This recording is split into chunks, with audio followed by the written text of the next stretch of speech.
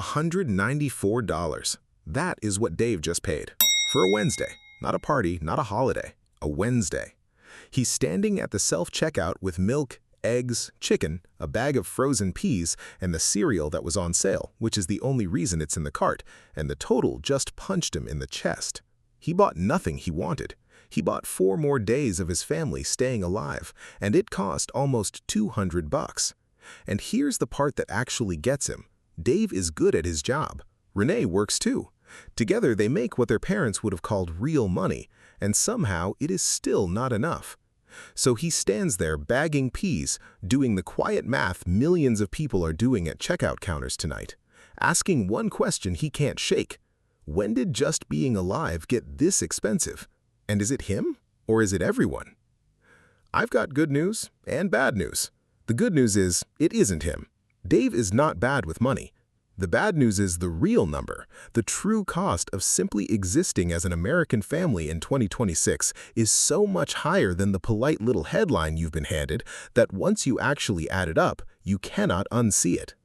My name is Shazi, and today we are going to total up exactly what it costs a normal family to keep the lights on and the kids fed in 2026. Find out where your household really lands on the scoreboard and the one move that still gives a stretched family real breathing room, even when it feels like there is nothing left to cut.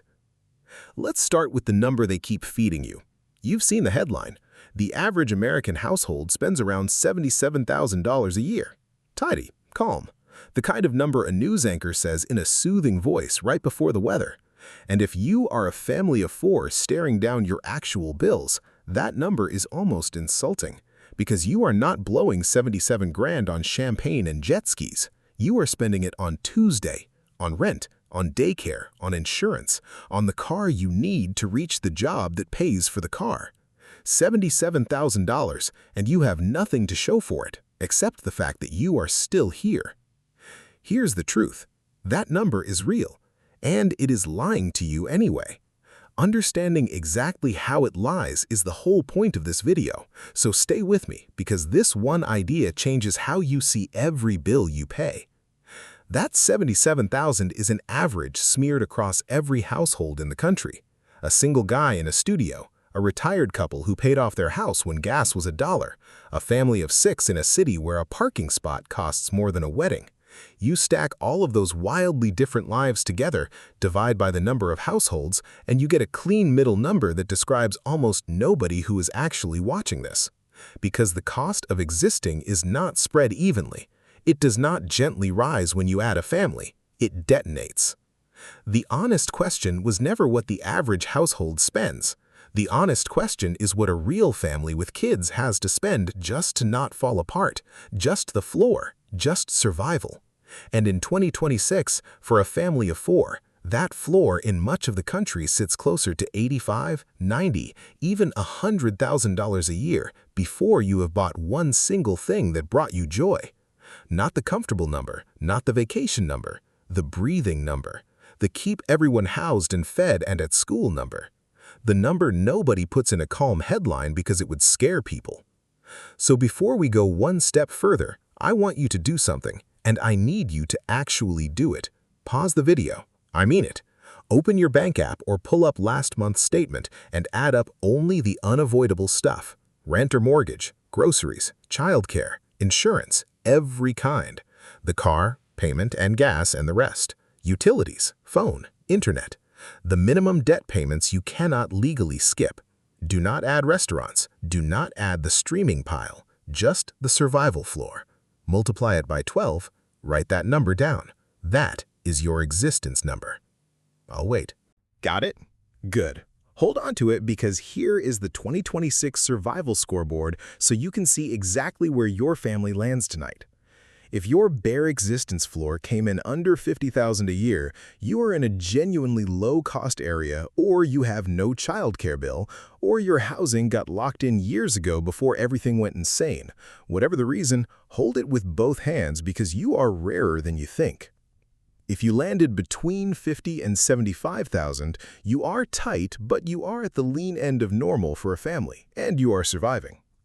If you came in between $75,000 and $95,000, take a breath because you are dead center. You are the true cost of being an average family in 2026, and most of you watching are standing right here with Dave. If your floor is over $95,000, you are in a high-cost metro or carrying serious childcare, and you did not need me to tell you that because you feel it draining out of you every single month. And if your survival floor somehow clears $120,000, and that is just to exist, you have my honest sympathy and probably a zip code that starts with a 9. Now, here's the part that quietly breaks people. Most families look at that floor, that $90,000, and think, fine, I will just earn $90,000 and we're even. Except you do not earn the floor. You earn the floor plus taxes plus everything that goes wrong.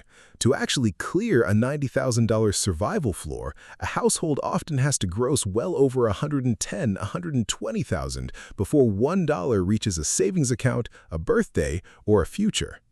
Read that again. 6 figures of income, and the entire thing is pre-spent before it arrives. So the next time you hear that a 6-figure household is comfortable, remember Dave. Dave's family clears $110. Dave feels broke. Dave is not careless. Dave is paying the 2026 cost of being alive, and that cost ate his raise before the raise ever showed up. Let me walk you through where it all goes, because each layer is worse than the one before it. Start with the roof, because housing is the biggest bite and it is turned savage. Whether Dave rents or owns, shelter for his family runs somewhere around $2,000 to $2,500 a month across much of the country, and that's before the ambushes. Property taxes that creep up every year like they're alive, an insurance premium that jumped again for no reason you were told about, the water heater that waited for the worst possible month to die in a puddle. Housing alone can swallow a third of everything before this family has eaten a single meal. Then food. Remember Dave's $200 Wednesday? Now multiplied out across a month. Feeding a family of 4 in 2026 runs well over $1,000, often closer to $1,300 or $1,400 if anybody in the house is, a growing child with the appetite of a small bear. And this is not gourmet. This is chicken thighs and pasta and the cereal that was on sale. The grocery bill did not get fancy, it just got expensive. Quietly, one receipt at a time, until $200 for a Wednesday stopped feeling shocking and started feeling normal. And if you think that's the bad one, buckle up, because here comes the line almost nobody guesses, the one that quietly outweighs everything we just talked about. Childcare. For families with little kids, daycare is not a line item on a budget, it's a second mortgage with a smiling logo. Across huge parts of the country, full-time care for one child runs $1,200 to $2,000 a month, per child. Dave has Lily in daycare so that both he and Renee can work, and that single daycare bill is bigger than their mortgage. Sit with that. The privilege of being allowed to leave the house and go earn money costs more than the house. And here's the trap folded inside the trap. If Renee quits to escape the daycare bill, the family loses her entire income, which is more than daycare costs, so she can't quit. If she keeps working, daycare devours most of what she brings home anyway. There is no winning move on the board. There is only the move that loses slightly less.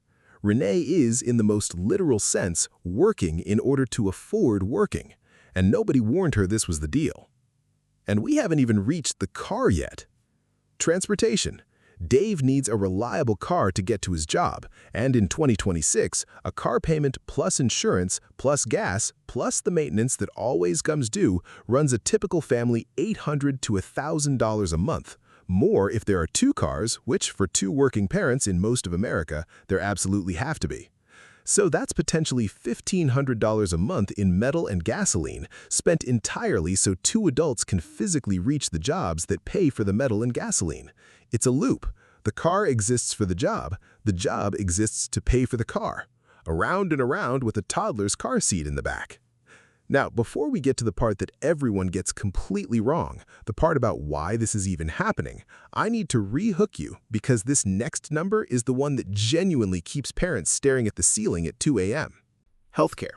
Even with a job that provides insurance, a family of 4 in 2026 is often paying $400, $500, $600 a month just in premiums pulled straight out of the paycheck, and that is before a single human being sees a doctor. Then, stack on the deductible. The copays, the prescription that somehow is not covered, the dental that is mysteriously a totally separate plan, the kid who needs braces on a schedule that does not care about your budget. And then, the grenade. One bad year, one ER visit at 3 a.m., one diagnosis nobody saw coming, and a family that was balanced on a wire gets shoved straight off it.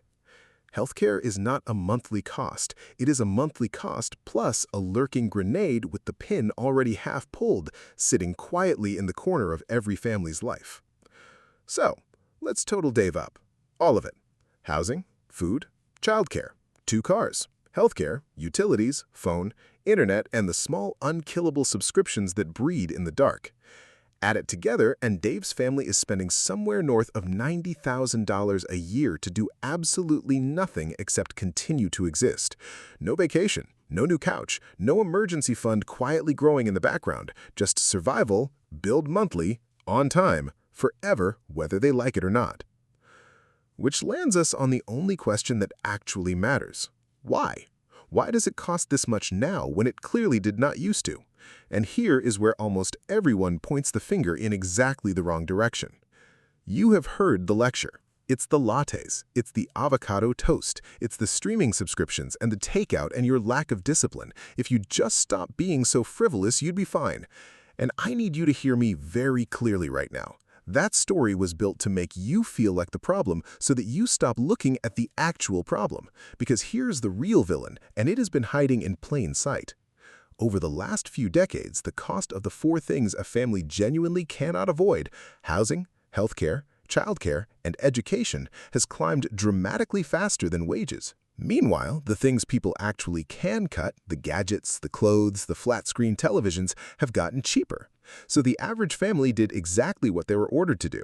They cut the small, flexible stuff, they skipped the coffee, and it changed nothing. Because the budget was never being eaten by the flexible stuff, it is being devoured by the 4 giants you are structurally forbidden from cutting. You cannot opt out of shelter. You cannot opt out of having your kid cared for while you work. You cannot opt out of a body that occasionally needs a doctor. You cannot opt out of the schooling that is supposed to keep your kid from falling behind. The squeeze is not your weakness. The squeeze is the design. Dave did not lose his discipline. The floor rose up to meet his ceiling, and nobody sent a memo. And here's where it really stings. Look at Walt and Carol, the couple 2 doors down, both in their late 60s. They raised 3 kids on 1 income. 1. Carol stayed home for years, and it was tight, but it worked. They bought their house decades ago for a number that would not buy a used car today, and their mortgage has been paid off since before Sam was born. Their costs are frozen in a different century. Now, look at Dave and Renee, working twice as hard, 2 full incomes, more education between them than Walt and Carol ever had, running flat out just to land in the exact same place the older couple reached on half the effort. That is not a story about Dave being soft. That is the game quietly changing the rules while everyone was still playing by the old scoreboard. Walt and Carol did not win because they were wiser. They won because they showed up to the casino before the house rewrote the odds. So, if you just realized you are not bad with money, you are simply standing under a falling ceiling that you did not build, welcome to the club. It's an enormous club. We do our crying at the self-checkout somewhere between the peas and the cereal. But here's the good news, and I'm not going to leave you stranded there, because there is a move that actually works, and it's not give up coffee. Coffee was never the problem, and it was never going to be the solution. When your survival floor is this high and the 4 giants are fixed, the small wins do not move the needle. Skipping a latte saves you $100 a year and costs you the one small joy holding your week together. So you stop fighting the gnats and you go straight at the giants, because moving 1 big number beats moving 20 tiny ones every single time. Here's exactly what that looks like in real dollars. Lever 1. Attack the single largest fixable line, and for most families that's housing or the cars. You're not refinancing the planet, you are making one hard, decisive move. A rent renegotiation, a roommate situation that finally ends, a move that drops your housing by even $300 a month, or trading one expensive financed car with a payment that's strangling you for a boring, reliable, paid-off one. Any single one of those frees up $3,000 to $5,000 a year.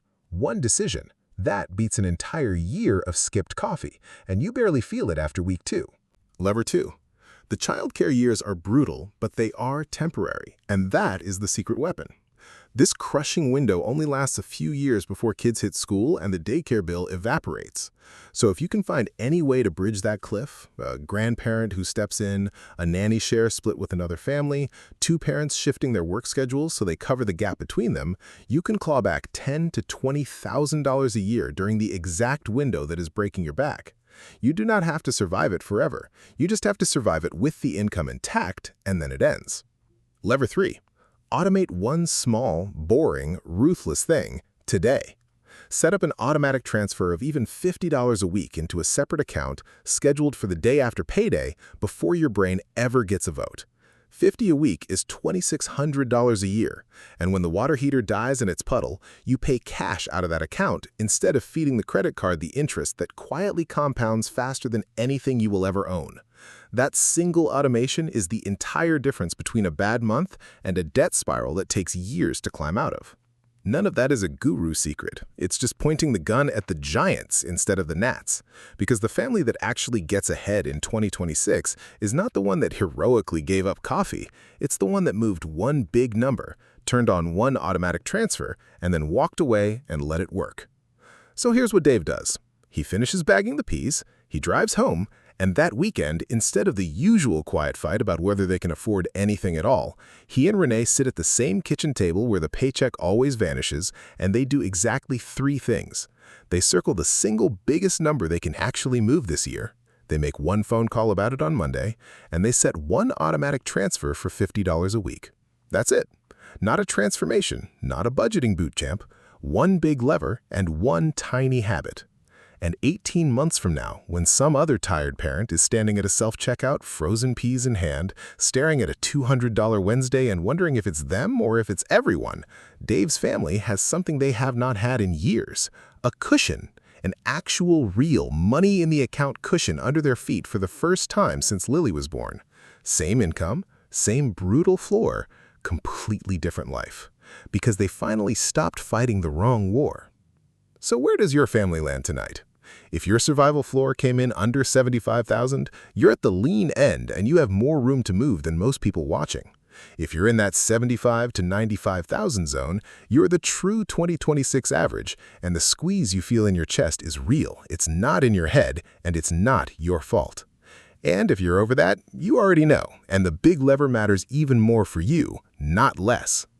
But here's the part I need you to actually hear before you click away, because it's the only thing on this entire scoreboard you control. The number you wrote down at the start of this video does not decide your life. The cost of existing went up, and that part was never your fault, no matter how many times somebody pointed at your coffee. But there's a second number coming, the one that doesn't exist yet, the one that gets written 18 months from now. And that number, the cushion you have or the spiral you're in, the breathing room or the next $200 Wednesday that knocks the wind out of you, that one is not decided by the economy. It's decided by what you aim at tonight, in the next 20 minutes before the motivation wears off and the noise comes back. So the only real question left is which of those 2 futures you're walking toward right now. If this hit home, subscribe and drop a comment telling me which tier your family landed in, because that comment section is the most honest budget meeting in America, and I read every single one. And one last thing, the only boring line in here, I'm not a financial advisor, and this is not financial advice. It's just real numbers and a flashlight. Take what's useful and leave the rest. I'll see you in the next one.